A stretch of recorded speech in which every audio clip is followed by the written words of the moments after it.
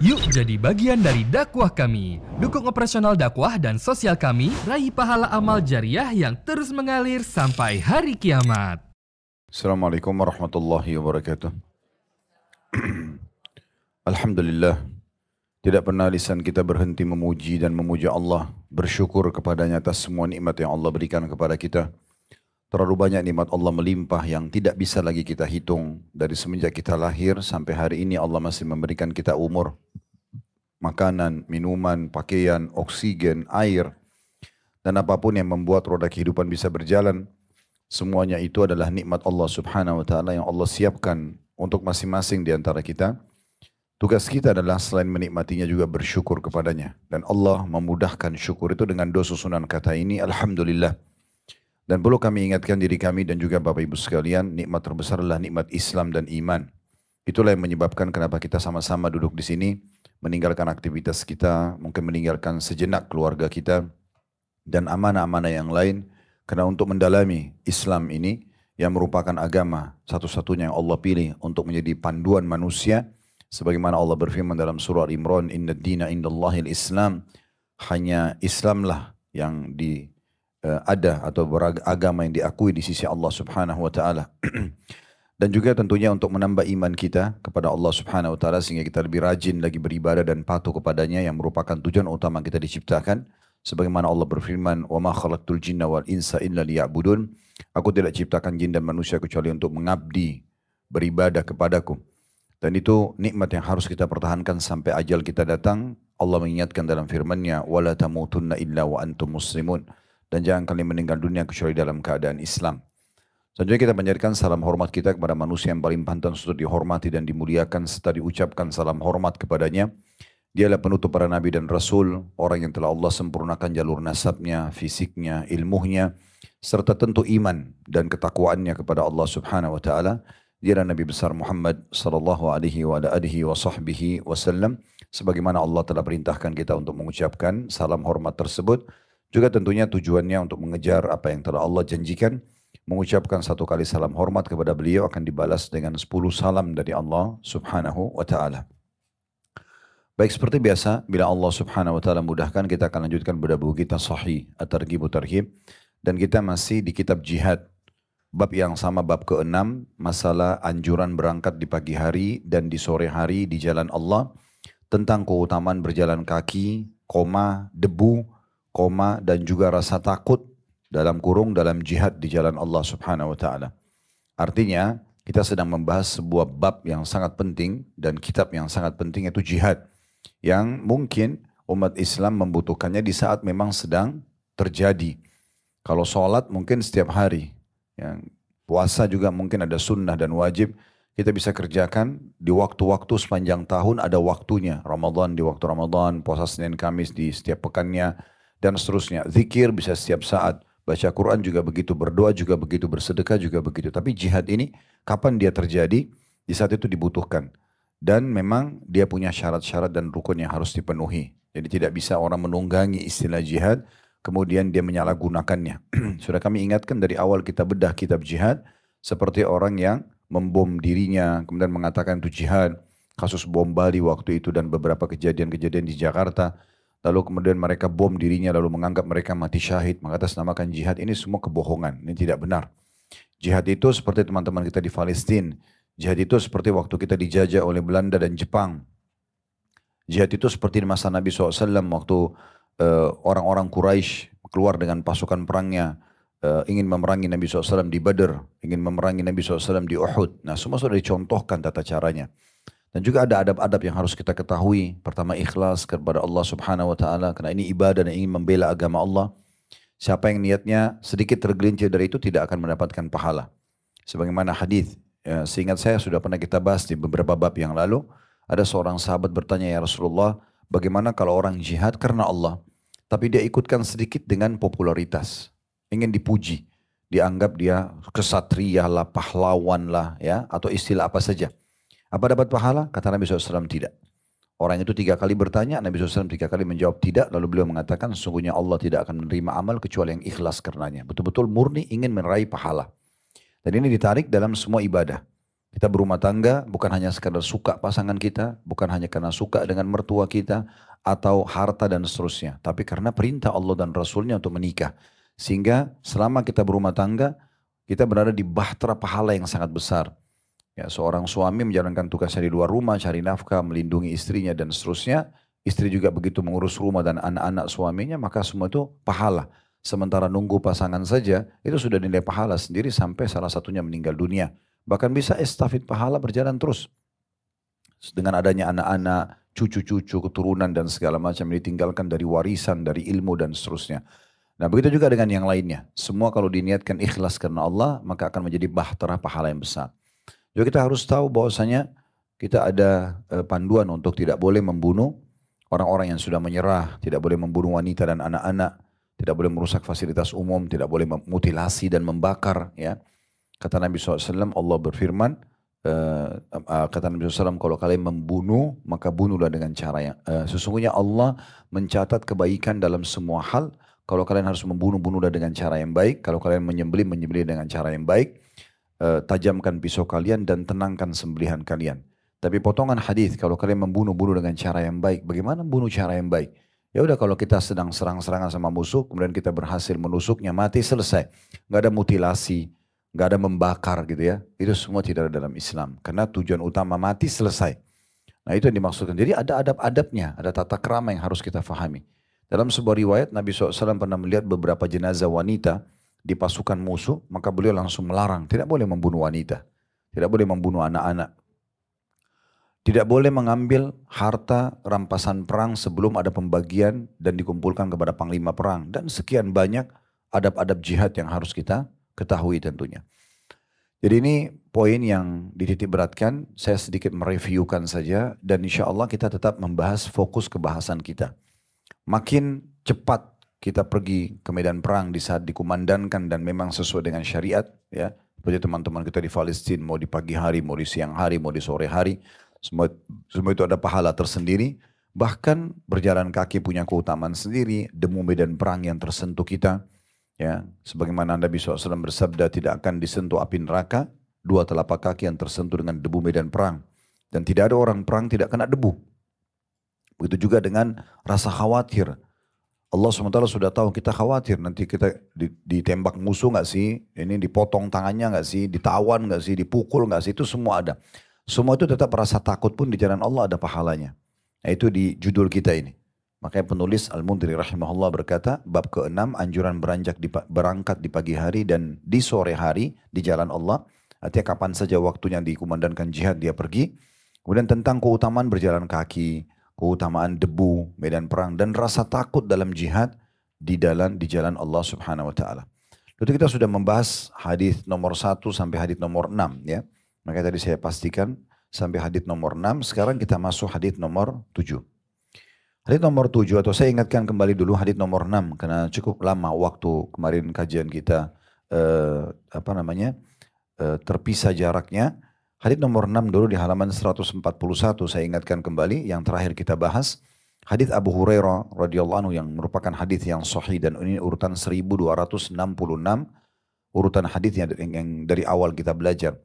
Bahwasanya Rasulullah SAW bersabda, "Tadammanallahu liman kharaja fi sabili la yukhrijuhu illa jihadun fi sabili wa imanun bi wa tasdiqun bi rusuli fahuwa dhaminun an udkhilahul jannah aw urji'ahu ila manzilihi alladhi kharaja minhu nailan ma nala min ajrin aw ghanimah walladhi nafsu Muhammadin biyadi ma kalmun yuklamu fi sabilillah illa ja'a yawmal qiyamati ka hayati hina kulim launuhu launu damin wa rihu rihu misk walladhi nafsu Muhammadin biyadi laula an ashqa 'ala al-muslimina ma qa'adtu khilafa sariyatin tagzu fi sabilillah abada walakin la ajidu sa'atan fa ahmilahum wa la yajiduna sa'atan wa yashuqqu 'alayhim an yatakhallafu 'anni والذي نفس محمد بيدي لوددت أن أغزو في سبيل الله فأقتل ثم أغزو فأقتل ثم أغزو فأقتل. Terjemahannya kata baginda Nabi SAW, Allah memberikan jaminan bagi orang yang keluar di jalannya. Seraya Allah berfirman, tidak ada yang membuatnya keluar selain jihad di jalanku, keimanan kepadaku, dan keyakinan kepada para utusanku. Jadi ini ikhlas karena Allah Subhanahu Wa Taala. maka ia dijamin, kata Allah SWT, untuk aku masukkan ke dalam surga. Atau kalau dia mati masuk surga, atau aku kembalikan ke rumahnya, tempat ia keluar darinya dalam kondisi meraih pahala atau membawa harta rampasan perang. Jadi memang ini ada jaminan dari Allah Subhanahu wa taala, mati masuk surga atau pulang membawa kemenangan. Lalu Nabi Muhammad SAW menyebutkan, dan demi jiwa Muhammad yang ada di tangannya, N-nya besar kata ganti Allah, maksudnya demi Allah, tiada suatu luka tikaman yang terjadi dalam jihad di jalan Allah, melainkan ia akan datang pada hari kiamat nanti seperti sedia kala saat terluka. Warnanya adalah warna darah, sedangkan baunya adalah bau harum minyak kasturi. Tentu kita tahu, darah itu kalau keluar ada bau khasnya darah. Tidak semua orang suka, bahkan baunya kurang enak itu ya. Tapi di hari kiamat, darah itu justru Allah ubah menjadi darah berbau kasturi sebagai kemuliaan bagi para syuhada. Dan demi jiwa Muhammad yang berada di tangannya, kembali lagi Nabi SAW bersumpah atas nama Allah, kalau sekiranya aku tidak akan menyulitkan kaum muslimin, niscaya aku tidak akan berhenti mengutus pasukan kembali setelah mengutus satu pasukan untuk berperang di jalan Allah. Kalau bukan nanti aku bilang wajib kalian jihad ya setiap saat, nah itu memberatkan mereka, aku akan suruh mereka. Tetapi aku tidak mau jadi berat buat mereka, maka diberi peluang. Siapa yang mau pergi silakan, siapa yang tidak silakan. Walaupun jihad memang ada waktu-waktu di mana dia fardu ain, sifatnya wajib individual. Pernah kami jelaskan itu ya, kalau punya catatan itu kita pernah sebutkan ada 3 keadaan di mana dia fardu ain. Bapak ibu-ibu pun ikut berperang. Yang pertama itu kalau wilayah kita diserang. Nah mirip seperti teman-teman Palestina, ibu-ibunya pun boleh berperang. Ya. Dan itu secara individu wajib mempertahankan agama dan wilayah mereka. Yang kedua, kalau pemimpin negara ya mengiklankan harus berperang. Contoh misalnya kita waktu dijajah oleh Belanda, lalu pemimpin kita mengatakan, ayo kita semua warga Indonesia melawan Belanda, penjajah. Nah semua wajib itu, karena pemimpin yang minta. Nah yang ketiga, pada saat perang sedang berkecamuk. Jadi kalau kita sudah ada di medan perang, musuh depan mata, semua berperang. Nah keadaan-keadaan ini yang memang sifatnya fardu ain. Nah tapi selain daripada ini, Nabi SAW mengatakan, kalau bukan memberatkan umatku, aku akan suruh pasukan selalu tidak berhenti berperang untuk mengejar keutamaan jihad. Namun aku tidak mempunyai keluasan harta berupa hewan tunggangan untuk membawa mereka, dan mereka pun tidak mempunyai keluasan harta tersebut. Karena kita tahu jihad butuh harta. Ya, beli pedang, beli perisai, kalau zaman sekarang beli pistol, beli senjata, beli segala macam gitu ya. Bekal makanan, baju-baju perang dan segala macam. Sedangkan sangat memberatkan hati mereka kalau mereka tidak ikut denganku. Makanya Nabi SAW tidak wajibkan.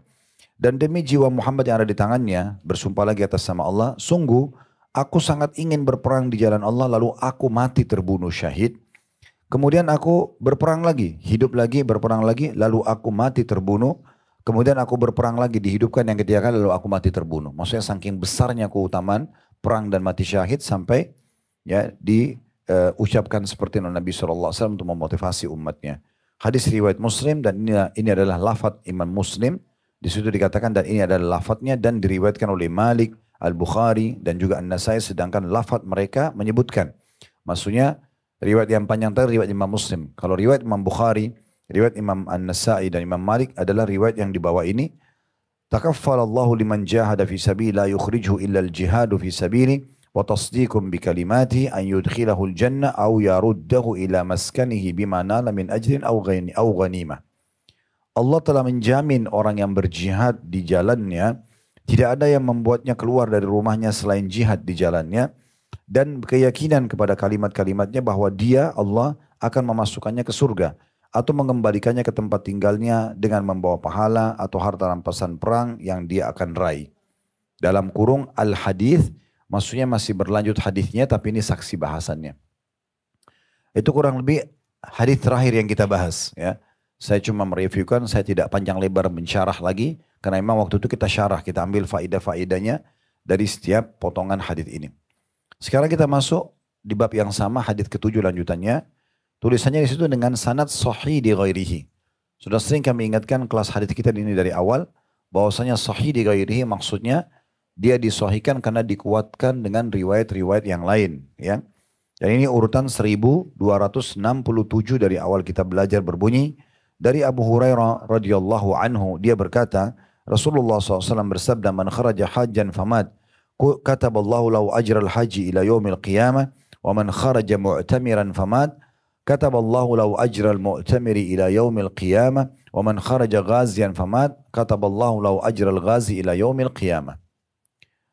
Barang siapa yang pergi haji lalu meninggal dunia, maka Allah mencatat baginya pahala orang yang berhaji hingga hari kiamat. Dan barang siapa yang pergi berumrah lalu meninggal dunia, maka Allah mencatat baginya pahala orang yang berumrah hingga hari kiamat. Dan barang siapa yang pergi berperang lalu meninggal, maka Allah mencatat baginya pahala orang yang berperang hingga hari kiamat. Diriwayatkan oleh Abu Ya'la dari riwayat Muhammad bin Ishaq dan para perawi selainnya thiqah. Ya, yang pegang buku tahu itu, thiqah itu pernah yang di garis miring kami pernah kasih terjemahannya adalah orang-orang terpercaya. Karena untuk menukil hadis Nabi SAW itu harus orang-orang yang terpercaya Bapak Ibu sekalian. Nah, bahasa Arabnya thiqah. Kalau sedikit dia bohong, pernah bohong atau apa itu tidak diterima hadisnya. Makanya para ulama hadis mengatakan, oh ini perawi-perawinya yang menukil hadis ini adalah orang-orang thiqah atau terpercaya sehingga bisa diterima hadisnya. Lalu dikatakan dalam kurung telah disebutkan pada kitab haji bab 1. Jadi memang kita pernah bahas hadis ini di kitab haji. Kitab haji itu sebelum kitab jihad ini. Kita sudah panjang lebar jelaskan sekian banyak bab berhubungan dengan haji dan keutamaannya, begitu juga dengan umroh. Baik, dari hadis ini kita langsung ambil pelajaran. Yang pertama, keutamaan pergi haji. Ya, keutamaan pergi haji dan bagaimana seseorang itu ya mengulang-ulangi haji tersebut, bukan hanya sekali. Karena untuk mendapatkan keutamaan ini, sementara haji lalu dia meninggal, itu kan nasib-nasiban, memang ajalnya gitu ya. Tapi innamal a'malu binniyat, orang sesuai dengan niatnya. Kalau memang dia niat, dia berharap, kalau ajal saya datang ya Allah, saya lagi haji, misal.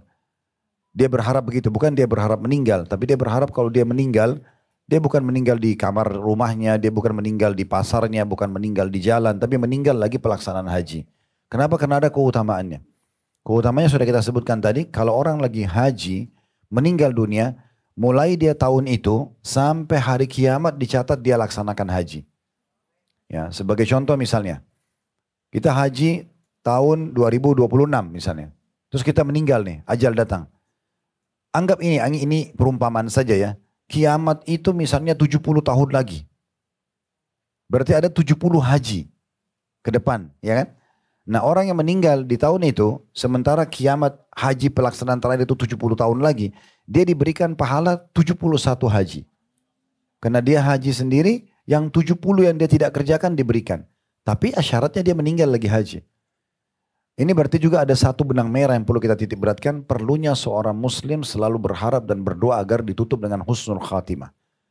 Ya, mati lagi sholat, mati lagi zikir, mati lagi bersedekah, ya semua itu baik. Tapi di sini disebutkan khusus masalah haji. Karena haji itu kan pengorbanan besar, meninggalkan keluarga, mengeluarkan biaya, harus mengikuti syarat-syarat. Jadi memang Allah kasih keutamaan. Ya, makanya orang yang meninggal haji itu luar biasa, ya, memiliki keutamaan. Dan subhanallah ini memang seperti orang pilih ya. Berapa kali terjadi kasus jemaah haji kita, dia udah tiba di bandara, ya, terus tiba-tiba sakit, dipulangkan di Jeddah, dipulangkan lagi ke Mekah, dirawat di rumah sakit, 2 hari lagi kemudian meninggal. Dia dicatat sebagai orang meninggal yang sedang haji, karena masih dalam perjalanan. Allah SWT pilih, dan berapa banyak justru orang yang selamat. Memang subhanallah orang yang mati husnul khatimah ini, itu tidak semuanya. Ya, orang-orang yang Allah pilih. Seperti juga orang yang mati di medan perang, itu seperti Allah pilih. Makanya jumlah syuhada sedikit sekali. Ya, tidak banyak. Saya pernah kasih gambaran itu ya, perang Badar itu 314 sahabat Nabi dan Nabi berangkat perang, yang mati cuma 60 orang. Padahal orang waktu itu pegang pedang, saling serang. 90% mati. Tapi subhanallah Allah cuma pilih 60. Di perang Uhud 700 sahabat muslimin perang, cuma 70 orang yang mati. Dihitung jari gitu ya, lebih sedikit 10%. Jadi sangat sedikit. Sekarang Gaza, sekian banyak orang yang sudah mati, tapi kalau ada pembagian makanan keluar semua manusia, lebih banyak yang masih hidup. Padahal kalau mau dipikir kalau bom jatuh harusnya mati semua nih. Kok masih banyak yang hidup? Nah memang Allah pilih syuhada. Makanya Allah bilang liyattakhidha minkum syuhada dalam Al-Quran. Allah memang memilih orang-orang yang mati syahid. Jadi tergantung niat kita. Oleh karena itu gak usah khawatir untuk minta husnul khatimah ya. Karena toh memang kita juga akan meninggal. Ya, cepat atau lambat kita akan meninggal, sehat atau sakit kita akan meninggal. Orang yang faham dan meyakini ini, dia akan meminta agar ditutup dengan husnul khatimah. Nah, gitu. Nah, di antara husnul khatimah yang baik adalah kita boleh berdoa agar diberikan meninggal pada saat haji. Karena memang itu Nabi sebutkan ini. Kalau bukan karena minta husnul khatimah, kan berarti Nabi nggak perlu ucapin. Siapa yang lagi haji meninggal maka dapat pahala begini-begini. Nah, sekarang kalau kita lagi tidak haji bagaimana? Ya kita berharap, minta agar Allah berikan kepada kita itu. Ya, ini satu keutamaan yang perlu kita garis bawahi. Dan ini sudah kita jelaskan sebenarnya panjang lebar di kitab haji, kitab sebelum jihad ya. Kemudian faedah kedua hadits adalah keutamaan juga orang yang umroh dan mengulang-ulangi umroh dan berharap Allah berikan meninggal saat umroh. Karena dikatakan dan siapa yang keluar umroh kemudian meninggal dunia maka akan dicatatkan baginya pahala umroh sampai hari kiamat.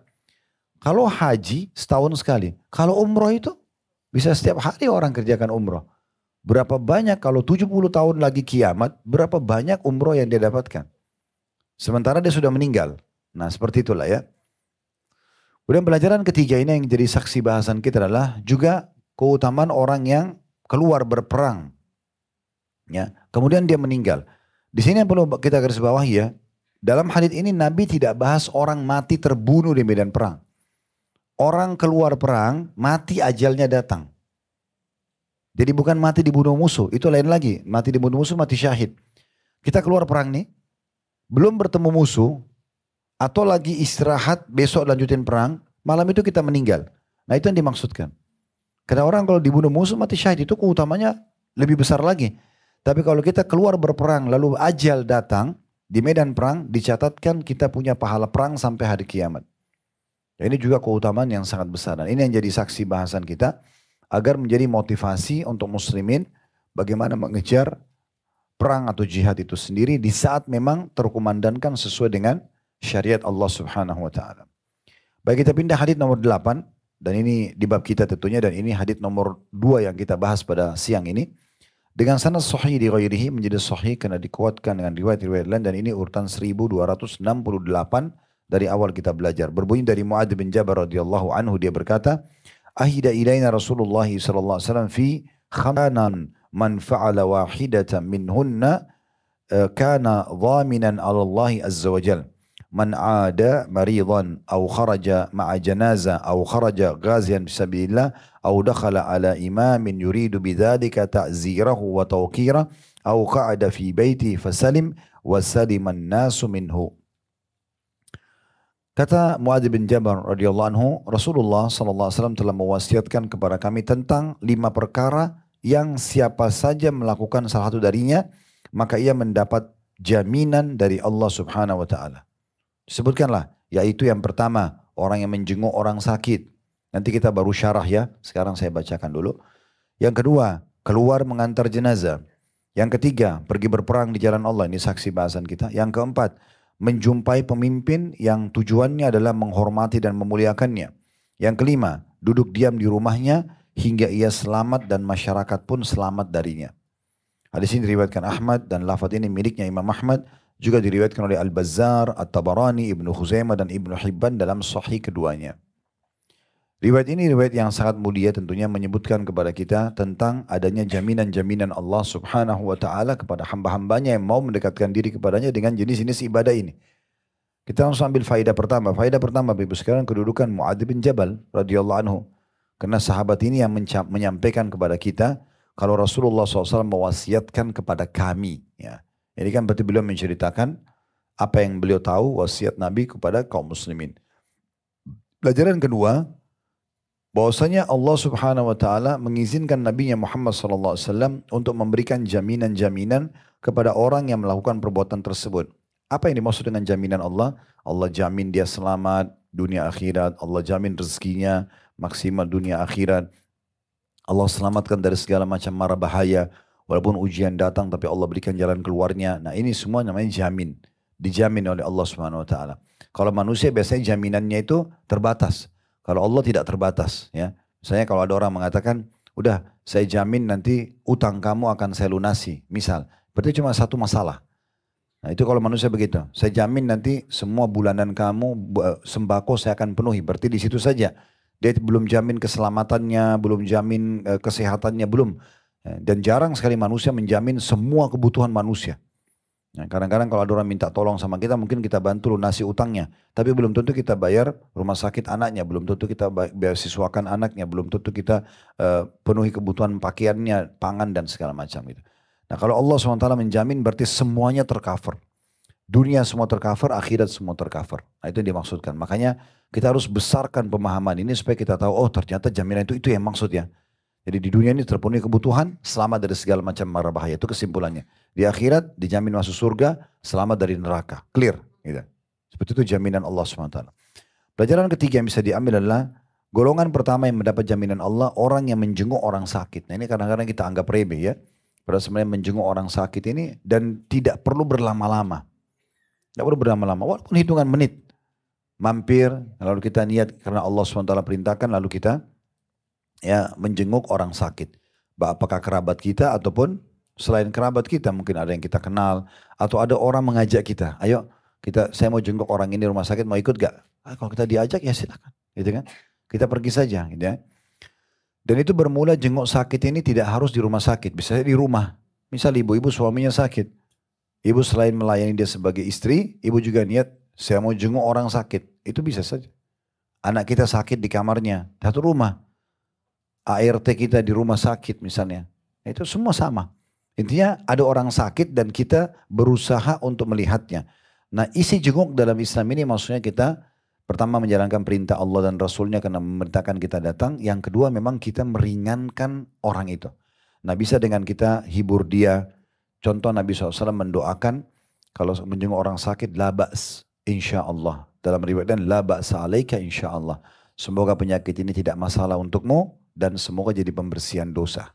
Ya, la ba's itu tidak masalah. Semua penyakit tidak masalah. Tahurun insya Allah, semoga jadi pembersihan dosa.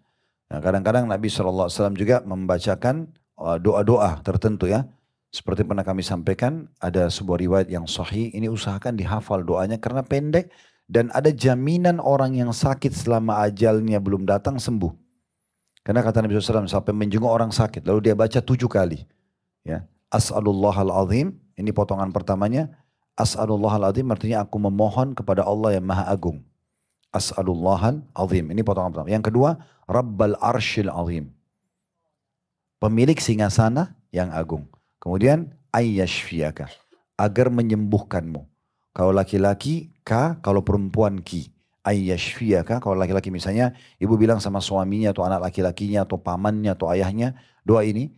As'alullahal azim, Rabbal arsyil azim, ayyashfiyaka. Dibaca 7 kali. Kalau misalnya ibu kita yang sakit, anak kita perempuan, saudari kita, tetangga misalnya, kita mengatakan As'alullahal azim, Rabbal arsyil azim, ayyashfiyaki. Karena perempuan. Nah ini kata Nabi SAW, kalau dibaca 7 kali kepada orang yang sedang dijenguk sakit, maka dijamin Allah menyembuhkannya selama ajalnya belum datang. Nah ini mengalahkan semua resep dokter. Ya. Karena dijamin akan disembuhkan. Dan kita harus mengalahkan semua keyakinan kita tentang obat, dokter dan segala macam kalau sudah ada penyampaian baginda Nabi SAW. Ini satu hal yang perlu kita garis bawahi. Tentu banyak doa-doa yang Nabi ajarkan ya.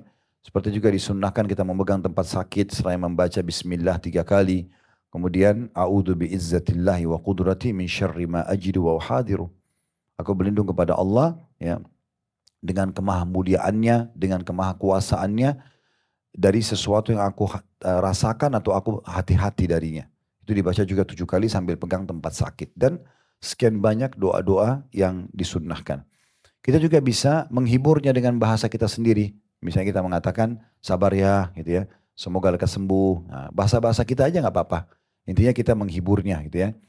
Nah kemudian juga boleh kita membawakan hadiah sebagai bentuk hiburan. Intinya memasukkan kegembiraan dalam hatinya. Nah seperti itu ya. Nah ini yang kita lakukan dan termasuk adabnya tidak berlama-lama. Ya, itu sudah benar tuh, ada jam besuk di rumah sakit itu benar. Di rumah pun sama. Ya. Jangan misalnya ada keluarganya orang sakit, kita datang berkunjung, duduk cerita di ruang tamu sekian lama. Akhirnya pemilik rumah pun tidak melayani keluarganya yang sedang sakit. Udah kita datang, maaf ya saya datang, saya mau menjenguk, niatnya itu. Semoga lekas sembuh, gak apa-apa sabar ya, ini saya bawa sedikit buah, assalamualaikum, udah pulang. gitu kan. Bukan saatnya kita duduk ngobrol, makan di rumah orang yang sakit, itu bukan saatnya. Nah ini juga yang perlu digarisbawahi gitu ya. Ya biasanya ibu-ibu ini yang lakukan, jadi harus paham gitu ya. Lain kalau kita lagi berkunjung, lagi silaturahim, oke lah, makan, ngobrol. Apalagi tuan rumahnya masih melayani gitu ya. Tapi kalau orang sakit bukan saatnya untuk itu. Sama dengan takziah juga. Orang lagi bersedih. Itu Nabi SAW kalau datang selama 3 hari, beliau datang mendoakan, menyabarkan, pergi. Ya begitu. Karena bukan saja duduk ngobrol, makan di situ, udah. Apalagi nambah beban, ya. Kalau anaknya orang yang dikunjungi datang itu meninggal misalnya, yang dia datangin, kenapa ya anak kamu yang mati? Padahal anak tetangga itu pemabuk sebenarnya. Ini kan nambah beban. Nambah beban. Semoga insya Allah husnul khatimah, sabar ya. Toh kita juga akan ketemu di surga. Sekarang tinggal tambahin banyak amal soleh. Misalnya kita banyak istighfar buat dia, kita sedekah, haji dan umroh buat dia. Begitu. Lalu pulang aja. Ya, daripada kita jadi beban buat orang. Gitu ya. Karena ini pernah terjadi di kakak kandung saya sendiri di Makassar. Betul anak beliau meninggal dunia. Saya udah coba jelaskan, misalnya sudah tenang. Ada beberapa ibu-ibu datang mungkin mau nunjukin kepeduliannya.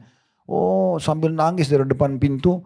Terus suaranya lebih besar dari suara kakak saya nangisnya. Terus kemudian dia ngomong, kenapa anak kamu anak baik yang mati ya? Itu banyak anaknya orang narkotika. Sedih lagi kakak saya. Jadi masalah. Ini untuk apa gitu. Nah itu diantaranya adab-adabnya harus difahami.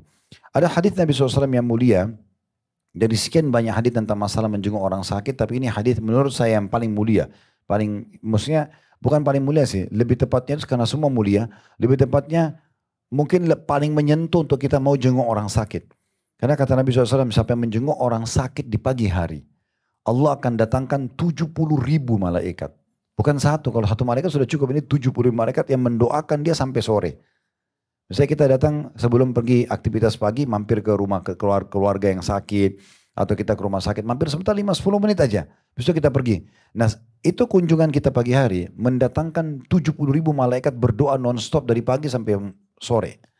Kalau orang menjenguk seseorang yang sakit di sore hari, Allah datangkan 70 malaikat mendoakan dia sampai besok pagi. Oleh karena itu kita jadikan ini sebagai pedoman itu ya. Wah, ini besar sekali pahalanya. Karena doa malaikat mustajab. Satu malaikat cukup, apalagi 70.000. Itu bukan sedikit. Kalau kita hari itu 2 kali, kita kejar keutamaan misalnya. Pagi kita jenguk, nanti sore pulang kerja kita jenguk lagi misalnya. Kita dapat bersambung sehari penuh. Berarti 140.000 malaikat mendoakan. Itu kan keutamaan yang besar. Terlebih lagi dalam hadits ini sudah disebutkan. Allah jamin orang yang menjenguk orang sakit. Selamat, dunianya dijamin, akhiratnya dijamin. Faedah keempat dari hadis adalah golongan yang kedua dari 5 yang dapat jaminan Allah. Yaitu orang yang keluar mengantar jenazah. Itu secara hukum syar'i, ibu-ibu tidak dianjurkan untuk mengantar jenazah. Kalau sholat jenazah iya. Tapi ibu-ibu bisa mendapatkan keutamaan yang lain yang mungkin laki-laki tidak bisa dapat. Seperti ibu bisa hamil, punya anak, ya, mungkin di rumah, mengurus rumah, melayani suami, semua itu pahalanya sangat besar. Ya. Ada pendapat disukil oleh Imam Qurtubi tentang masalah wanita mengantar jenazah.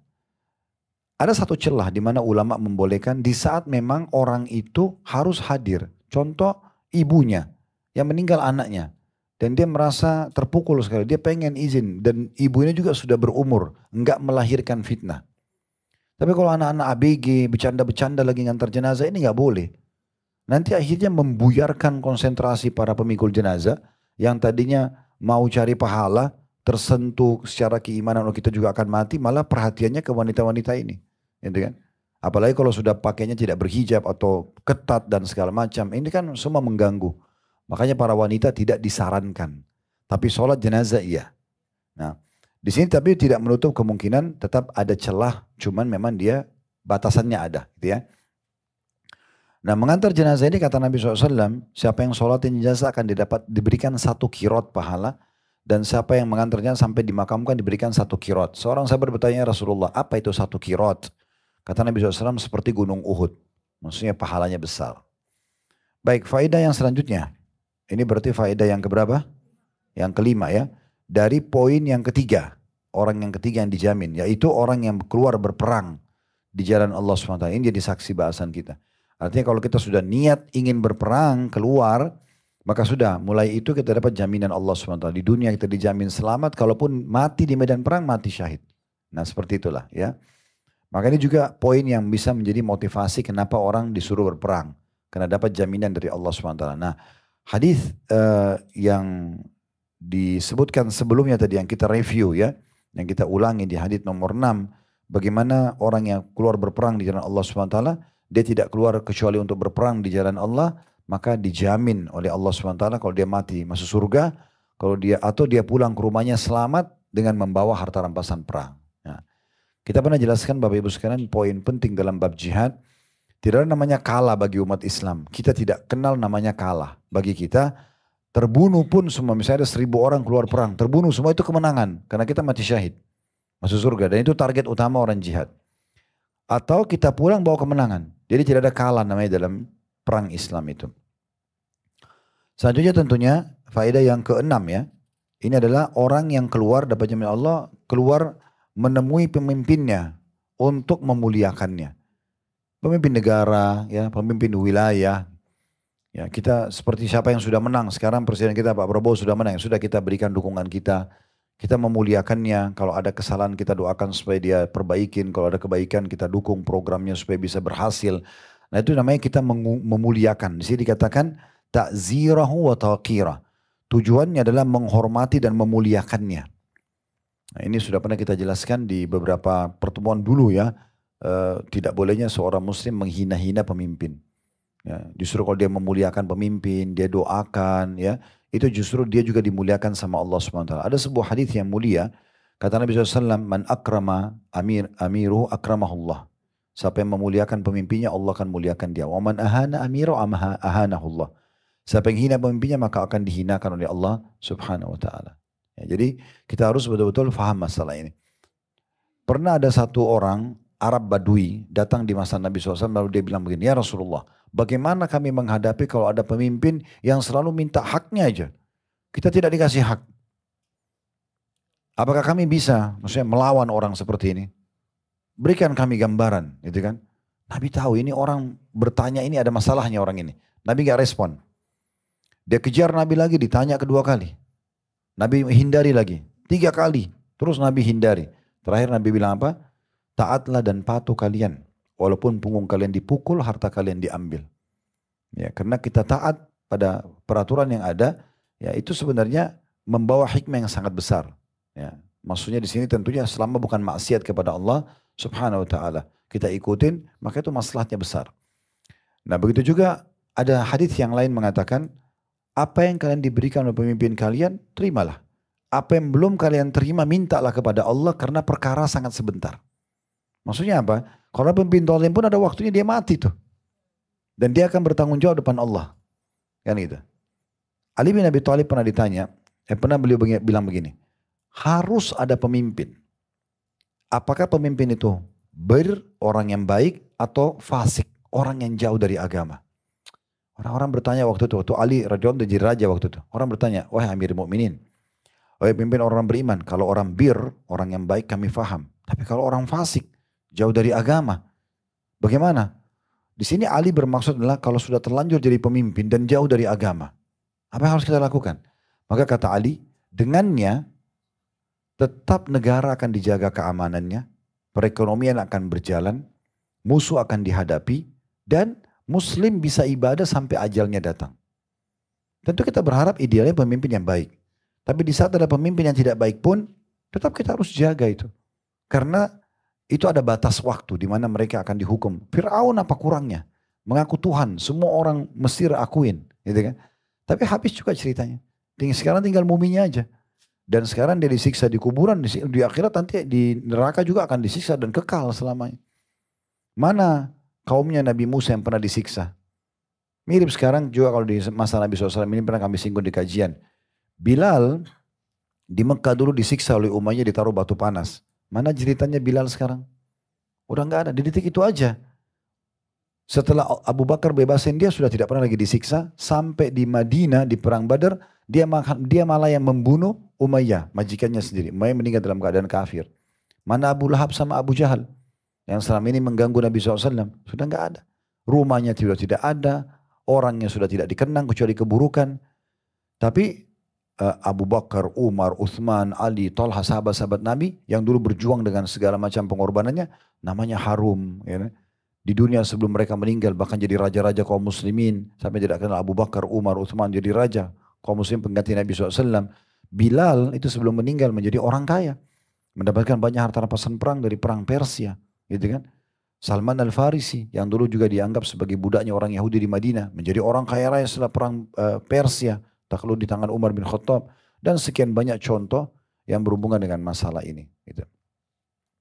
Baik, selanjutnya teman-teman sekalian yang terakhir dari poin yang kelima. Ya, yang dijamin oleh Nabi SAW. Allah menjamin dia dunia akhirat. Ini faedah ketujuh ya. Betul ya? Ya. Yaitu orang yang duduk di rumahnya.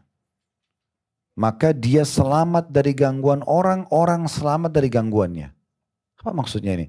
Maksudnya Bapak Ibu kalau tidak ada hajat perlu, penting gak usah keluar. Jangan habisin waktu di luar rumah. Mall buka jam 10, setengah 10 sudah depan pintu mall. Nunggu buka.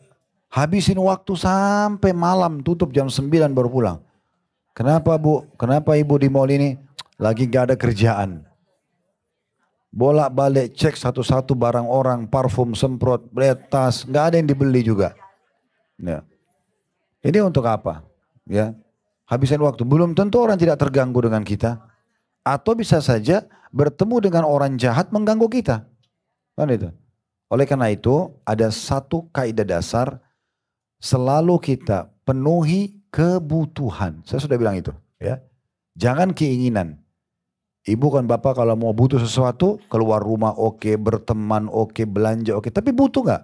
Kalau butuh silakan. Kebutuhan kita harus beli baju, kita harus beli makanan, kita harus beli belanja bulanan. Misal, kita harus silaturahim keluarga silakan. Tapi kalau tidak, hanya buang waktu jangan, di rumah saja. Rumah itu tempat ibadah yang paling baik. Ya. Tinggal di rumah saja. Duduk di ruang tamu sambil zikir, ibu-ibu mungkin buat menu masakan yang baru. Suami lagi libur, gak ada kegiatan, di rumah saja. Gak usah sengaja keluar kumpul sama teman-teman main gaple atau apa, gak perlu. Gak usah, gitu kan. Kadang-kadang saya heran juga dengan bapak-bapak yang menghabiskan waktu sama teman-temannya omong kosong di luar rumah, istri ada di rumah. Teman-teman ini gak ada sesuatu yang dia bisa raih pahala kecuali hanya karena ketemu ukhuwah saja. Istri ada interaksi biologisnya, ada memecahkan permasalahan rumah tangga, ada segala macam hal, bisa ibadah bersama-sama. Bahkan dijadikan, walaupun laki-laki itu lebih afdol, sholat di masjid, sholat wajib. Tapi selain sholat wajib lebih afdal di rumah. Karena kata Nabi SAW, sholat itu lebih afdal dikerjakan di rumah. Kecuali sholat yang maktubah, sholat 5 waktu. Baru di masjid. Tapi sholat sunnah, qobliyah, ba'diyah, duha, sholat malam. Di rumah semua. Diberi pahala lebih besar. Orang kita tuh rumah itu bisa hidup teman-teman kalau kita sering di situ. Betapa sayangnya kalau rumah itu bagus, indah. Yang istri dari pagi sudah sibuk dengan karirnya, suami sibuk dengan karirnya. Ketemu nanti malam hanya untuk pakai tidur, besok keluar lagi. Apa? Kehidupan apa gitu ya? Saya tidak tahu apa maknanya kehidupan kalau seperti itu. Tapi kalau kita sudah, istri sudah di rumah, dia sudah siapin masakan, hari ini menu apa, besok ganti menu apa. Dia udah pilih baju apa yang dia pakai nanti kalau ketemu suaminya. Dia sudah tata anak-anaknya dengan rapi, pendidikannya, kurikulum sekolahnya ya, supaya prestasi, kesehatan mereka. Sibuk dengan itulah. Itu sudah pahala luar biasa itu. Suami datang sambut istri sudah ada. Ya. Bukan malah dibiarkan pembantu asisten rumah tangga yang siapin makan suaminya. Terjadi perselingkuhan dengan pembantu. Dari ini terjadi macam-macam hal yang terjadi. Hanya karena rumah tidak dijadikan sebagai tempat yang nyaman. Allah berikan kita rumah untuk kita nikmati bersama. Nah seperti itu ya. Juga penting mungkin kita berikan masukan. Dalam masalah rumah ini. Coba masing-masing kita memberikan haknya rumah itu. Kalau ruang keluarga bicara masalah keluarga. Meja makan bicara masalah masakan, makanan tidak apa-apa. Di kamar ya bicara masalah suami istri. Berikan hak masing-masing, itu jauh lebih tepat ya. Sehingga kita kalau mau bicara keluarga, kita ke ruang keluarga. Ruang tamu berarti buat sambut tamu. Kasih semua haknya. Meja makan kita bicara makanan. Jangan lagi makan bicara masalah permasalahan-permasalahan yang lain. Akhirnya ribut bertikai nggak jadi makan, nggak enak gitu kan. Nah seperti itu sama dengan di ranjang, tempat tidur, tempat biologis, selesai, clear. Nggak usah angkat permasalahan di situ. Nanti jadi ribut dari tertunda atau tertinggal semua yang harusnya dinikmati di situ. Nah seperti itu kurang lebih. Tapi intinya sebenarnya orang yang tidak keluar rumahnya kecuali karena kebutuhan, ya, sehingga dia selamat dari bahaya orang lain, ditabrak orang, dirampok, digosipin, selamat dari semua itu. Orang lain juga selamat dari dia, makanya dapat jaminan dari Allah Subhanahu wa ta'ala. Sekarang kita masuk hadits nomor 9. Hadits nomor 9 ini, Bapak Ibu sekalian, ada 9a dan 9b. Seperti biasa, kadang-kadang karena riwayatnya mirip, maka Al-Mundhiri rahimahullah memberikan di satu nomor urut beberapa hadis, gitu ya. 9a dengan sanad sahih di ghairihi menjadi sahih karena dikuatkan dengan riwayat-riwayat lain, dan ini urutan 1269 dari awal kita belajar. Hadis ini berbunyi dari Abu Hurairah radhiyallahu anhu, dia berkata, Rasulullah SAW bersabda, la yaridun nara rajulun baka min khasyatillah hatta ya'uda al-labanu fid dar'i wa la yajtami'u ghubarun fi sabilillah wa dukhanu jahannam. Tidak akan masuk neraka orang yang menangis karena takut kepada Allah sampai air susu bisa kembali ke tempatnya, ya. Dan tidak akan bersatu debu dalam jihad di jalan Allah dengan asap neraka jahannam. Riwayat Tirmidzi, dan ini adalah lafadznya, dan dia berkata hadits ini hasan gharib sahih, ya. Artinya ini istilah yang dipakai oleh Tirmidzi, tapi kita pegang sekarang istilah yang ditulis oleh Al-Albani, penulis buku ini, dengan sanad sahih di ghairi. Kesimpulannya dia sahih karena banyak riwayat yang mendukungnya. Kita lanjut dulu ke 9b-nya, baru kita masuk ke syarahnya insyaallah.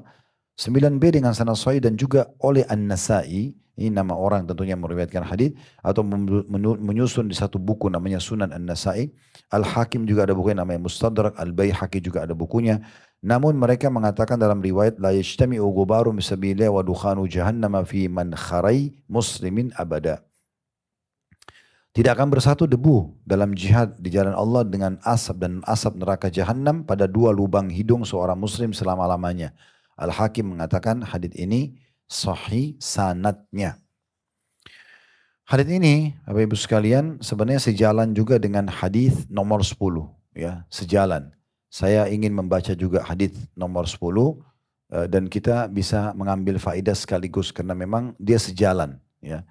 Hadis nomor 10 dengan sanad sahih urutan 1270 dari awal kita belajar berbunyi dari Abdurrahman bin Jabir radhiyallahu anhu, dia berkata, Rasulullah SAW bersabda, makbarrat kadama abdim sabilillah fatamassuhun nar. Tidaklah kedua kaki seorang hamba berdebu di jalan jihad, di jalan Allah, lalu dia disentuh oleh neraka. Hadis riwayat Bukhari. Dan ini adalah lafaz Imam Bukhari. Diriwayatkan juga oleh An-Nasai dan At-Tirmidzi dalam sebuah hadis, sedangkan lafaz yang berbunyi, makbarrat kadamahu bisabilillah fahuma haramun 'alan nar. Barang siapa yang kedua kakinya berdebu dalam jihad di jalan Allah, maka keduanya haram atas api neraka. Baik, hadis ini Bapak Ibu sekalian, hadis yang kita baca ini sudah ada 4 susunan riwayat, ya. Memberikan pelajaran kepada kita yang pertama, keutamaan orang yang menangis karena Allah. Kayak misalnya Bapak Ibu lagi ingat dosa-dosanya, takut masuk neraka, lalu kita nangis. Kita taubat kepada Allah, ya. Atau orang menangis karena mengenang terlalu banyak nikmat Allah pada dirinya. Ya, perlu kita satu waktu duduk Bapak Ibu sekalian melihat. Bapak Ibu nanti pulang rumah, lihat rumahnya. Terus bayangkan orang yang belum punya rumah. Jangan lihat orang yang di atas kita. Lihat setiap sudut rumah kita, lihat setiap perabot rumah kita. Sudah berapa lama, berapa tahun kita terlindungi dari panas, dari dingin dengan adanya rumah itu. Ya kan? Berapa kali kita sudah bisa istirahat sehingga kita sehat di tempat tidur kita. Dan segala macam hal lah, ya, yang Allah berikan di situ. Lalu kita syukuri. Nah biasanya orang kalau suka bersyukur itu Allah sentuh, lunak hatinya. Dia bisa nangis karena besarnya nikmat Allah SWT. Atau mungkin suaminya atau istrinya telah memberikan pelayanan yang terbaik. Dia lihat anak-anaknya semuanya baik sama dia atau sempurna secara fisik. Lalu dia syukuri, ya. Lalu dia meneteskan air mata. Ini termasuk khusyuk kepada Allah SWT. Jadi bisa kita mengingat dosa lalu kita bertaubat. Atau kita mengingat besarnya nikmat Allah lalu kita bersyukur. Atau kita mengingat surga, ya, sehingga kita juga menangis karena berharap Allah berikan kita ke dalam surga. Ini biasanya karena dengar kajian, ya. Misalnya kajian tentang neraka, kajian tentang surga. Kalau kita dengar biasanya lalu kita tersentuh. Nah kemudian kita menangis. Nah seperti itu kurang lebih gambaran-gambaran orang yang menangis karena Allah Subhanahu Wa Taala. Makanya dikatakan tidak akan disentuh atau tidak akan masuk neraka orang yang menangis karena takut kepada Allah. Sampai air susu bisa kembali ke tempatnya. Jadi tidak mungkin. Ibu sudah tahu susu kalau keluar dari tempatnya tidak mungkin dikembalikan. Maka seperti itulah mustahilnya orang yang menangis karena Allah kemudian keluar dari masuk neraka, pasti dia akan selamat. Tentu dalil-dalil seperti ini tidak berdiri sendiri. Syaratnya tentu dia harus muslim, ya. Kemudian yang kedua, tidak ada pembatal keislamannya. Jangan sampai dia murtad, walaupun dia pernah nangis dulu waktu dia masih muslim, sekarang sudah murtad, tidak dapat, gitu kan. Atau ada orang tidak sholat sengaja, bangkang, lalu kemudian dia menangis misalnya satu waktu karena melihat kejadian fenomena alam, ya, lalu dia takut sama Allah. Nah itu tidak membantu dia untuk itu. Karena harus ada pendukung-pendukungnya. Selain muslim, ya, dia juga tidak murtad dari agama. Dia juga memang dalam kondisi mengerjakan kewajiban-kewajiban. Nah itu baru terpenuhi semua komponen yang membuat dia bisa dapat ini. Gitu ya. Ini pernah kami kasih contoh seperti hadis Nabi SAW. Siapa yang menjaga 4 rakaat sunnah sebelum duhur. Dan 4 rakaat sudah duhur. 4 rakaat sebelum sudah duhur berarti 8 rakaat ya. Allah akan haramkan dari api neraka. Bisa nggak kalau orang bilang gini, ya udah saya sholat sunnah qobliyah ba'diyah tapi saya tidak sholat duhurnya. Nah itu maksudnya. Berarti kan dia tidak berdiri sendiri. Dia harus ada ini. Nah gitu ya. Nah seperti itu. Baik, pelajaran yang kedua. Ini yang menjadi saksi bahasan kita. Bahwasanya siapapun yang keluar berperang di jalan Allah dan tersentuh dengan debu medan perang. Maka dia tidak akan masuk neraka. Gitu ya. Dijamin masuk dalam surga. Tapi tadi dia harus muslim. Ya, ini tidak berlaku bagi orang non muslim. Dia juga tentunya orang-orang yang tidak membatalkan keislamannya. Dia tidak meninggalkan sholat wajib. Ya, dia tidak membangkang dengan sholat wajib. Walaupun tentu sangat jauh ya. Kalau ada orang pergi berperang kemudian dia tidak sholat gitu ya. Biasanya orang pergi berperang itu memang karena imannya sudah ada. Tapi kita berikan penjelasan supaya difahami gitu ya. Kalau ini akan didapatkan untuk orang-orang yang memang memenuhi syarat dan kriteria gitu ya.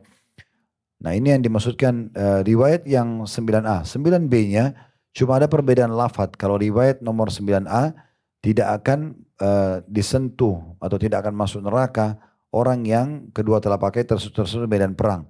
Kalau riwayat 9b ya tidak akan mungkin ya asap neraka itu pada lubang hidung seorang muslim selama-lamanya. Tidak akan bersatu debu medan perang dengan asapnya neraka. Kan neraka itu dibakar orang. Ada asapnya. Berarti masuk neraka pasti akan menghirup asap neraka. Nah orang yang sudah pernah terhirup debu medan perang, jihad, maka tidak akan pernah menghirup asapnya neraka. Berarti dijamin dia selamat dari neraka. Seperti itu maknanya. Kalau riwayat yang tadi nomor 10, itu lebih menjelaskan bahwasanya haram baginya neraka. Semua maknanya sama. Artinya tidak akan masuk ke dalam api neraka. Baik, hadis nomor 11 dalam bab kita ini. Dan kemungkinan kita cukupkan dengan hadis nomor 12 ya. Setelah itu kita buka pertanyaan, nanti dikasih tanda, kita akan lanjutkan insya Allah ke depannya hadis nomor 13 dan beberapa hadis yang Allah mudahkan nanti. Karena di bab kita ini ada sampai hadis nomor 15 ya. Baik, hadis ini, hadis nomor 11 dengan sanad hasan.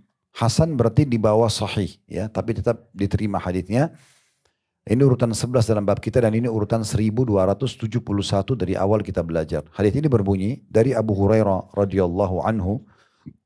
Dari Nabi SAW beliau bersabda, la yajtami'ani fin nari ijtima'an yadurru ahaduhum al-akhar. Muslimun qatala kafiran thumma saddada al-muslimu wa qarab. Wa la yajtami'ani fi jawfi abdin gubarun fi sabilillah wa dukhanu jahannam. Wa la yajtami'ani fi qalbi abdin al-iman wa syuh. Kata Nabi SAW, tidak akan berkumpul dua manusia di dalam neraka dengan perkumpulan yang saling membahayakan satu sama yang lainnya. Yaitu, dirincikan, seorang muslim yang membunuh orang kafir, kemudian muslim itu berlaku baik dan berusaha maksimal mengamalkan keislamannya. Nanti kita jelaskan ya, saya masih baca terjemahan dulu. Dan dua hal yang tidak akan berkumpul dalam rongga seorang hamba, yaitu debu di jalan Allah, medan perang dan asap neraka jahanam. Dan dua hal yang tidak akan berkumpul dalam hati seorang mukmin, yaitu keimanan dan kikir. Diriwayatkan oleh An-Nasai dan Al-Hakim, lafaz ini adalah milik riwayat Hakim, Al-Hakim, dan itu lebih lengkap. Dan dia mengatakan sahih berdasarkan syarat Muslim. Sedangkan An-Nasai berkata dalam riwayatnya, al-imanu wal hasad. Iman dan rasa dengki tidak akan bersatu dalam hati seorang mukmin. Bagian awal hadis ini ada dalam sahih Muslim. Riwayat ini Bapak Ibu sekalian langsung saja kita ambil pelajaran bahwasanya yang pertama adanya jaminan dari Nabi SAW tidak akan bersatu seorang muslim dengan kafir yang pernah dia bunuh di medan perang di neraka. Kan orang kafir itu kalau terbunuh dalam keadaan kafir pasti masuk neraka. Kalau meninggal dalam keadaan kafir ya. Kalau dia belum meninggal tidak boleh kita vonis orang masuk neraka. Walaupun orang itu masih hidup dan dia benci Islam. Kita cuma bisa bilang kalau dia meninggal nih dalam keadaan begini maka dia masuk neraka. Tapi kalau sudah meninggal kafir selesai. Pasti neraka udah. Gak mungkin karena tidak ada lagi jalan untuk selamat. Ya. Makanya kalau ada orang masuk medan perang kan mau tidak mau kita perang nih. Ya, kontak fisik kita berperang. Kalau si muslim berhasil bunuh satu kafir, kafir itu masuk neraka. Tidak akan bersatu si pembunuh muslim ini dengan orang kafir neraka. Dia akan selamat dari neraka nih si muslimnya. Berarti ada keutamaan membunuh musuh. Ya, tapi musuh ya biasa diistilahkan dengan kafir harbi. Orang kafir yang keluar untuk memerangi muslimin. Karena orang kafir dibagi lagi ada kafir zimmi, kafir mu'ahad ya. Orang kafir yang dibawa perdamaian dengan kaum muslimin. Kayak sekarang orang-orang muslim yang satu warga negara dengan kita. Saya di komplek ini, tetangga non muslim gak boleh kita ganggu. Ah ini mumpung Nasrani matikan aja listriknya. Gak boleh. Atau sengaja kita ganggu parkir depan rumah orang atau kita ambil hartanya gak boleh. Ya, karena kita gak boleh. Apalagi kalau sampai menumpahkan darahnya. Karena kata Nabi SAW, man qatala mu'ahadan lam yari raihata jannah wa in yariha la tujadu min masriti arba'ina kharifa. Sampai membunuh seorang kafir mu'ahad. Orang kafir yang dibawa naungan umat Islam. Tidak ada masalah dia dengan umat Islam. Lalu dia bunuh. Muslimnya datang bunuh dia. Maka si muslimnya tidak akan mencium bau surga. Tidak boleh kita sembarangan bunuh orang. Kalau kafir harbi keluar dengan baju perangnya. Berhadapan dengan muslimin baru. Kayak sekarang orang Israel di Palestina. Itu oke. Memang dia keluar bantu umat Islam. Masa kita diam gitu kan. Nggak seperti itulah. Tapi kalau selain ini nggak boleh sembarangan. Ustaz kalau ada orang kafir ganggu saya, tetangga saya utang gak bayar atau saya diganggu segala macam, laporin ke pemerintah, bukan kita yang ambil alih. Gak boleh ambil pisau tusuk dia. Nah, boleh. Ya. Ini perlu difahami ya, supaya jangan salah paham. Gak boleh sembarangan tumpah-tumpahin darah orang gitu. Nah ini perlu digarisbawahi. Ini poin pertama. Kalau ada seorang muslim betul-betul ketemu sama kafir di medan perang, kafir harbi, kafir yang keluar berperang memang. Nah oke, terus kita bunuh dia. Ya, mau tidak mau, karena kalau kita tidak bunuh dia kita akan dibunuh misalnya. Maka pada saat itu kita dijamin masuk surga. Karena tidak akan bersatu si kafir yang terbunuh di jalan syaitan, di jalan selain Allah. Dengan orang muslim yang berperang di jalan Allah. Jelas ini? Baik, yang kedua yang bisa diambil pelajaran. Tidak akan bersatu di dalam tubuh seseorang itu. Debu medan perang dengan asapnya neraka. Ini mirip dengan tadi yang kita bahas di hadis sebelumnya ya. Karena di neraka akan ada asap, karena kan dibakar. Sesuatu dibakar itu keluar asap. Semua na'udzubillah ahli neraka itu akan menghirup asapnya neraka, pasti. Nah tapi kalau orang sempat menghirup debu medan perang, walaupun sesaat, karena dia ikut jihad, dia tidak akan menghirup asapnya neraka, tidak ada jaminan. Tapi ingat saya sudah kasih syarat tadi, saya sudah sampaikan syaratnya dia muslim, dia tidak batalin Islamnya, dia tidak tinggalkan sholat secara jahat dan membangkang, nah gitu-gitu ya. Yang terakhir yang ketiga adalah, ini juga penting ya, tidak akan bersatu dalam hati seorang muslim iman dan pelit. Jangan dengki dulu. Dengki riwayat yang dibawahnya. Sama pelit dulu ya. Berarti kikir itu dosa. Pelit itu dosa ya. Syuh itu dosa. Jadi nggak boleh dianggap, bedain ya mana hemat mana kikir. Karena ini beda tipis. Orang biasa, dia pelit tapi dia bilang, oh enggak saya hemat kok, padahal dia pelit. Ya. Dermawan itu memang sifatnya ahli surga. Makanya para ulama salaf mengatakan, surga tempatnya orang-orang yang dermawan. Dan Nabi SAW memang mencontohkan itu. Makanya dinukil oleh para sahabat, karena Nabi SAW ajwadun nas. Nabi SAW adalah manusia yang paling dermawan. Gitu kan. Salah satu ciri kedermawanannya adalah beliau tidak pernah tolak permintaan orang. Nah kedermawanan ini tingkat-tingkat ya. Tingkat yang paling rendahnya, kalau ada orang minta dia kasih. Tapi kapan diminta? Misalnya keluar dari rumah, selama nggak ada yang pengemis minta, sudah dia tidak sedekah. Selama nggak pernah sampai ke WA dia atau grup dia, permintaan yayasan, dia tidak pernah sumbang. Nah itu standar banget itu. Itu dermawan yang paling rendah. Ya. Di atasnya itu dia keluar mencari sumber-sumber sedekah. Dia yang keluar. Dia sengaja cari mana yayasan sosial dia nyumbang. Dia sengaja keluar cari orang miskin dia sedekah. Sengaja nyari. Dia merasa dia butuh dengan sedekah, lebih butuh daripada orang miskin dengan bantuannya. Nah itu level di atasnya. Ini mulia nih. Ya ini kedermawanan yang baik. Makanya Abdullah bin Abbas radhiyallahu anhu itu kalau tiap hari depan rumahnya ada orang-orang miskin minta-minta. Nah kalau mereka tidak datang, dicari oleh Abdullah bin Abbas. Mana tuh yang kemarin minta-minta dicari. Kalau kita kan alhamdulillah dia nggak datang gitu ya. Tapi kalau ini nggak memang dicari. Nah itu level kedermawanan tuh. Jadi sengaja nyari. Makanya Asy-Syu'bi dan beberapa ulama-ulama salaf mengatakan kita ini dalam memahami bab sedekah harus menanamkan dalam diri kita prinsipnya ya. Ini persepsi yang perlu kita tanamkan. Bahwasanya kita lebih butuh dengan pahala sedekah daripada orang miskin dengan fisik sedekah kita. Bisa ditangkap gak? Saya ulangi ya. Jadi seorang muslim itu kalau mau sampai pada level yang kedua tadi ini yang bagus ini, dia harus merenungi dan menanamkan dalam dirinya prinsip saya lebih butuh dengan pahala sedekahnya. Target dia sedekah, dia nggak pusing siapa yang terima, nggak penting itu. Mau orang yang sama, mau orang yang berbeda, mau dia jujur, mau dia bohong, nggak usah pusing.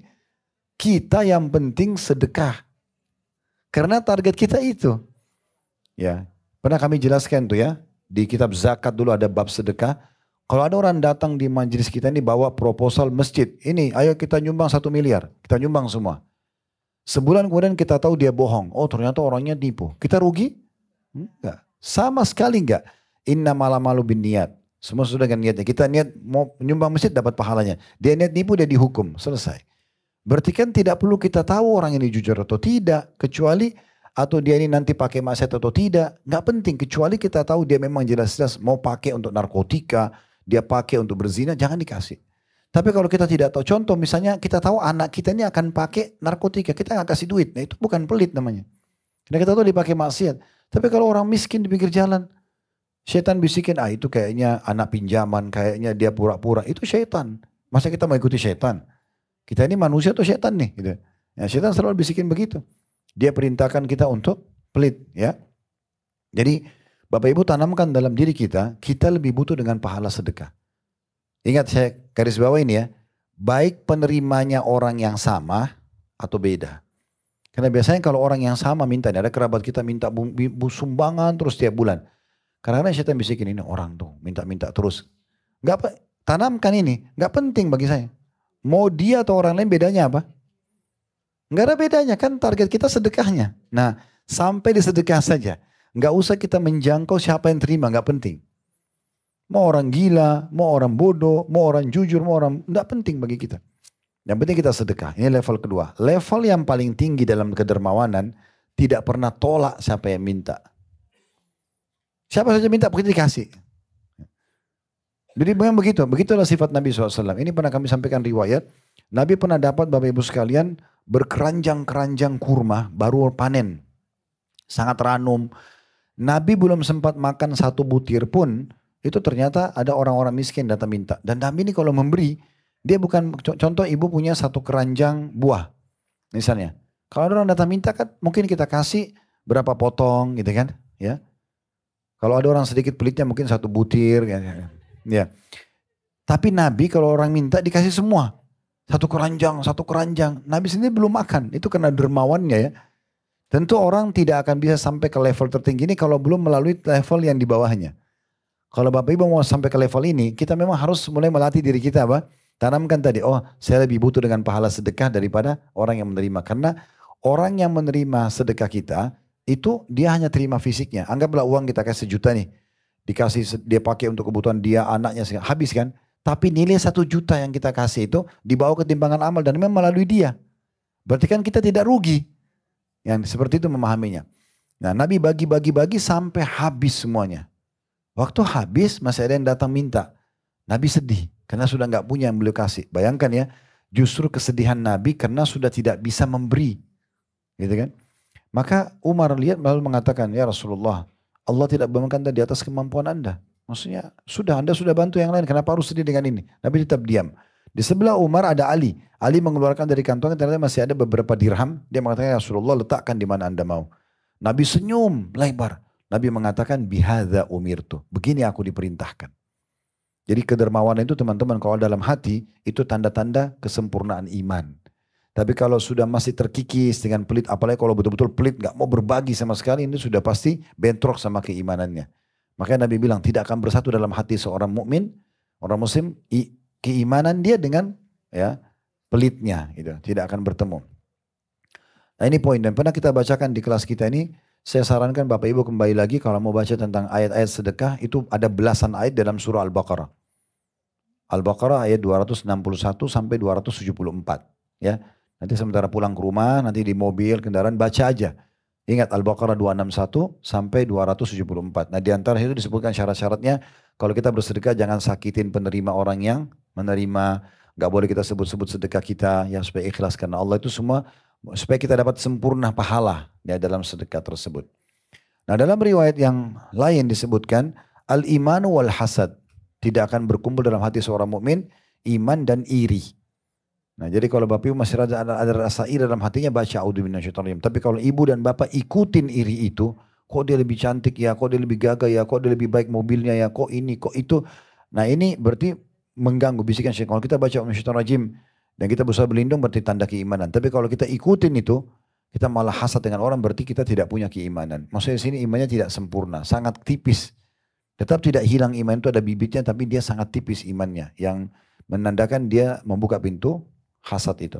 Nah berarti dari poin ini juga kalau kita gabungkan tadi, tidak akan bersatu dalam hati seorang mukmin, orang muslim, iman dan pelit, dan dalam riwayat dan iman dan hasad, berarti menandakan pelit dan hasad ini adalah penyakit hati yang mengganggu keimanan, maka tidak boleh ada. Hapus dari kamus kita itu. Saya tidak akan pelit mulai hari ini, saya juga tidak akan pernah iri dengan orang lain. Udah. Cara ngobatinnya gimana Ustaz? Mulai sedekah supaya kita tidak pelit. Berbagi terus dengan orang. Jangan selalu merasa diri sendiri. Ya ibu-ibu kalau buat masakan kesukaannya, lebihkan saja. Kasih anak-anak. Jangan, ini makanan kesukaan ibu ya, jangan sentuh. Nah, ini sudah tanda-tanda pelit, anaknya sendiri nggak mau dikasih misalnya. Contoh saja. Nah begitu juga dengan hasad. Kalau sudah ada bisikan untuk supaya kita merasa kenapa dia lebih, kenapa dia begini. Apalagi kalau bukan pilihan ya. Seperti orang lahir memang dia cantik. Gimana caranya kita mau iri? Karena udah begitu Allah kasih dia. Yaudah kita tinggal nikmatin apa yang Allah kasih kita gitu kan. Begitu juga dengan misalnya ada orang lahir di luar keluarga kaya, kita tidak. Ya sudah Allah sudah kasih begitu. Tapi cara ngobatinnya, kita boleh meminta agar Allah memberikan kepada kita juga keberkahan. Ya Allah juga berkahi kita kesehatan, Allah berikan juga kita kebaikan dalam ciptaan fisik ya. Kemudian Allah juga berikan kita harta seperti orang berikan dia, itu dibolehkan selama tidak bentrok sama sunnatullah, sistem yang sudah Allah buat gitu. Baik, hadis terakhir yang kita bahas pada siang ini insyaallah hadis ke-12 dengan sanad sahih di ghairihi, menjadi sahih karena dikuatkan dengan riwayat-riwayat lain, dan ini urutan 1272 dari awal kita belajar berbunyi. Dan At-Tabarani telah meriwayatkan dalam Mu'jam Awsat dari Amr bin Qais Al-Kindi, ia berkata, rahimahullah, ini seorang tabi'in, kunna ma Abi Darda munsarifina ma'as sa'ifah. Faqala ya ayuhan nas ijtami'u, sami'tu Rasulullah sallallahu alaihi wasallam yaqul makbarat kadamahu fi sabilillah harramallahu sa'ira jasadi 'alan nar. Kata Amr bin Qais Al-Kindi rahimahullah, seorang tabi'in, kami pernah bersama Abu Darda, seorang sahabat Nabi radhiyallahu anhu yang pulang dari As-Sa'ifah. Ya, ini kemungkinan besar dimaksud adalah As-Sa'ifah, pulang dari perang As-Sa'ifah. Di halaman setelahnya 146 dijelaskan itu. Yaitu perang melawan bangsa Romawi. Jadi pulang dari jihad. Disebut demikian karena kaum muslimin menyerang mereka pada musim panas karena khawatir terhadap cuaca dingin dan salju pada musim dingin. Lalu Abu Darda berkata, waktu sudah pulang dari perang, ya, wahai sekalian manusia, berkumpullah. Karena dia ingin menyampaikan ceramah, radhiyallahu anhu, Abu Darda ingin menyampaikan ceramah. Aku telah mendengar Rasulullah SAW bersabda, barang siapa yang kedua kakinya berdebu di jalan Allah, maka Allah mengharamkan seluruh jasadnya atas api neraka. Baik, dari hadis ini saya kita ambil pelajaran yang pertama, kedudukan ya Amr bin Qais Al-Kindi rahimahullah. Ini seorang tabi'in dan beliau menceritakan kita kronologis kenapa Abu Darda menceritakan riwayat Nabi SAW ini. Yang kedua, kedudukan Abu Darda radhiyallahu anhu, sahabat Nabi, di mana beliau menyampaikan apa yang beliau dengarkan dari Nabi SAW. Pelajaran yang ketiga, pentingnya seseorang yang punya ilmu untuk menyampaikannya dan bagaimana dia semangat untuk meraih pahala. Jadi kalau Bapak Ibu sudah tahu satu pesan, satu hadis, satu ayat, ada cuplikan kata-kata hikmah, ada kisah dan kita sudah tahu memang itu rujukannya benar, tidak ada salahnya kita share di grup. Nah, kita ambil potongan-potongan ceramah kayak sering kami bilang di media kami, Bapak Ibu sekalian sudah disiapkan banyak sekali di Instagram potongan 1 menit ceramah-ceramah. Ambil potongan itu. Ada bahkan potongan ayat Al-Quran ya. Atau sebarkan medsos kami ini, ada medsos follow yuk. Nah, mungkin kita tidak tahu yang kita sampaikan itu mungkin menyebarkan lagi ke 1.000 orang. Kita nggak tahu berapa banyak pahala yang kita dapat. Hanya karena menyampaikan saja. Di sini kita lihat kasusnya Abu Darda. Abu Darda ini kalau kita lihat zahir hadis, dia sebenarnya lebih ingin meraih pahalanya. Orang-orang pergi jihad, umumnya Bapak Ibu sekalian pasti tahu hadis. Umumnya ya, karena sebelum berperang biasanya supaya berani mau perang, itu kita banyak baca hadis-hadis seperti ini. Kalangan laki-laki itu kalau mau perang pasti baca ini. Oh, debu medan perang akan menyelamatkan dari api neraka. Oh begini, oh begitu. Banyak. Semua hadis kalau perlu dibaca. Jadi sebenarnya umum hadis itu sudah didengar. Tapi di sini kasus Abu Darda karena dia punya ilmunya dan dia tidak mau sia-siakan peluang itu, maka dia suruh orang kumpul lalu dia sampaikan lagi hadis ini. Dan saya sangat yakin hadis ini sudah ditahu oleh para mujahidin. Tapi dia ingin meraih pahalanya. Maka dia ingatkan lagi. Saya pernah dengar Nabi SAW bersabda, kalau 2 telapak kaki tersebut debu medan perang tidak akan disentuh oleh api neraka. Nah, berarti bagaimana kita meraih peluang untuk menyampaikan agama yang kita ketahui kepada orang-orang supaya kita raih pahala mereka. Nah ini menandakan salah satu tanda ikhlas Bapak Ibu sekalian itu adalah kalau setelah seseorang meninggal apa yang dia sampaikan dan dia wasiatkan menyebar. Ini Abu Darda sudah meninggal bukan? Sudah, sahabat Nabi. Kok bisa sampai ke kita hari ini? Ini sudah 1400 tahun, 1500 tahun yang lalu ini. Sampai kepada kita. Itu tanda keikhlasan. Amal apapun yang Bapak Ibu tidak ceritakan semasa hidup, Allah punya cara setelah kita meninggal disebarkan. Jadi orang yang riak di dunia, sering cerita amalnya, itu tidak akan sampai apa-apa. Tidak ada pahalanya, nggak akan juga nyebar setelah dia meninggal. Tapi kalau orang ikhlas dia jaga, biasanya banyak kisah-kisah salaf dulu kita didukil. Sholat malamnya, sholat duhanya, jihadnya, sedekahnya, segala macam. Justru karena keikhlasannya. Mungkin di masa hidupnya tidak terlalu dikenal, tapi setelah meninggal justru dikenal. Nah seperti itulah. Jadi nggak perlu kita repot-repot ceritakan amal kita. Kalau sudah ya Allah SWT mudahkan kita kerjakan, kita jaga keikhlasan sampai meninggal. Allah punya cara nanti membukanya. Nah seperti itu Allahu a'lam. Ada benar dari Allah silakan diambil dan diamalkan. Ada salah dari saya mohon dimaafkan. Subhanakallahumma bihamdika. Asyhadu an la ilaha illa anta astaghfiruka wa atubu ilaik. Wassalamualaikum warahmatullahi wabarakatuh.